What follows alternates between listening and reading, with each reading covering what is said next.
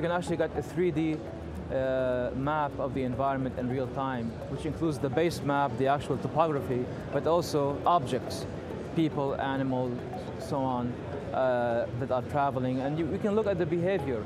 You can tell if it's from the behavior, if it's a border patrol agent, or if it's an intruder who's trying to cross the border illegally.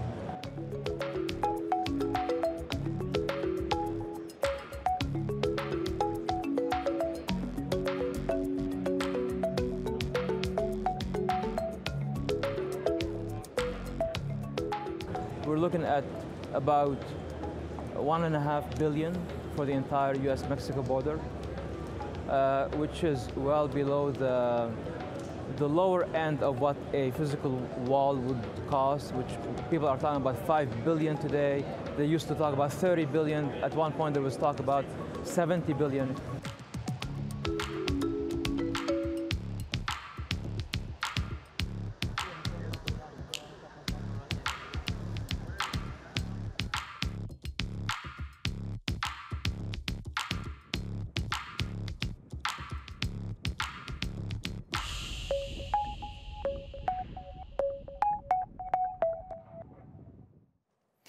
As well as blaming Democrats for the government shutdown, Donald Trump used his televised address to set out the economic case for his controversial border wall.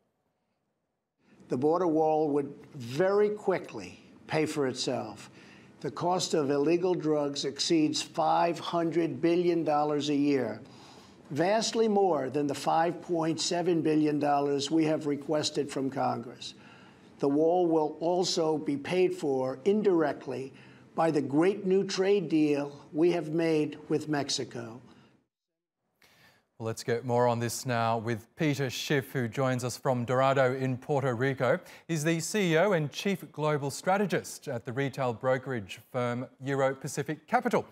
Welcome to the program. So let's start with Donald Trump's economic case for the border wall. He says the $5.7 billion price tag would be offset in the hundreds of billions of dollars worth of savings from tackling the illicit drug problem. He also says Mexico would effectively be paying for the wall because of this revamped NAFTA agreement. Do any of his arguments stack up?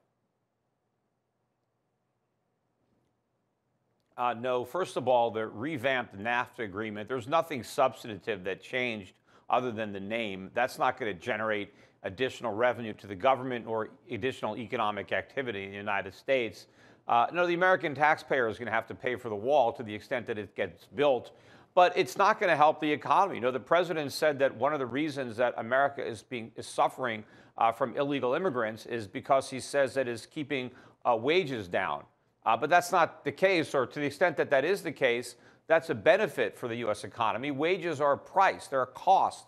And to the extent that we get lower priced labor, that makes the American economy more productive. The biggest beneficiaries would be the middle class and the poor. You know, a lot of the people that come across from Mexico work on the farms. That helps keep farm prices down. You have a lot of domestic workers. A lot of child care is performed by illegals, which allows, mothers to go to work because they can afford child care.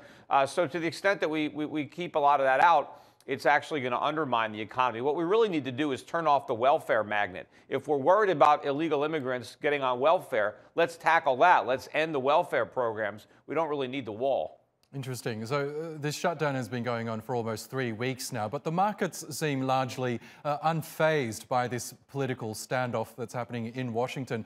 Why are investors seemingly unconcerned by what's happening there? Well, I mean, I think there are a lot of things that investors should be concerned about. The government shutdown is not one of them. In fact, the big problem for the economy is not that the government shuts down, but the fact that it remains open. You know, if we can get rid of the government, that would be a big boom for the market. But unfortunately, the U.S. economy is a gigantic bubble. You know, we're living in a debt bubble bigger than the one that popped in 2008. That's what investors should be concerned about. I think, the dollar is on the verge of a collapse. The dollar is off to its worst start since, ever, the dollar index. And I know, you've had some problems with the lira over there, but I think that we're going to have a bigger problem with the U.S. dollar. And that's probably going to take a lot of the pressure off a lot of the emerging markets that have suffered based on the idea that the Fed was going to keep raising rates and that the U.S. economy was strong. I think before the end of the year, the Fed's going to be cutting rates and launching another round of quantitative easing. But that's just going to add to the dollar's woes, and it's not going to help the U.S. economy. It's just going to stoke the inflationary fires that are already burning here. And we're running out of time, Peter, but just in a couple of sentences, how do you think this shutdown will end? Well, I think it's ultimately going to end. I don't know which side is going to blink.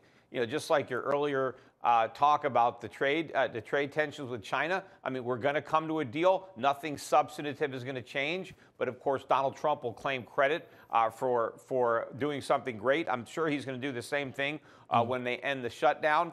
But the problem is nothing is really going to change, and that is not, and that's a bad thing when we're headed for a disaster. You know, the Federal Reserve helped inflate this bubble, and now the air is coming out. And unfortunately, I do think that the Trump administration is going to take the blame, even though they're not the ones that are responsible. The responsibility lies, you know, well before the president took office. But I think we're going to end up politically with a very left-wing government in America in 2021, and that is a very dangerous development.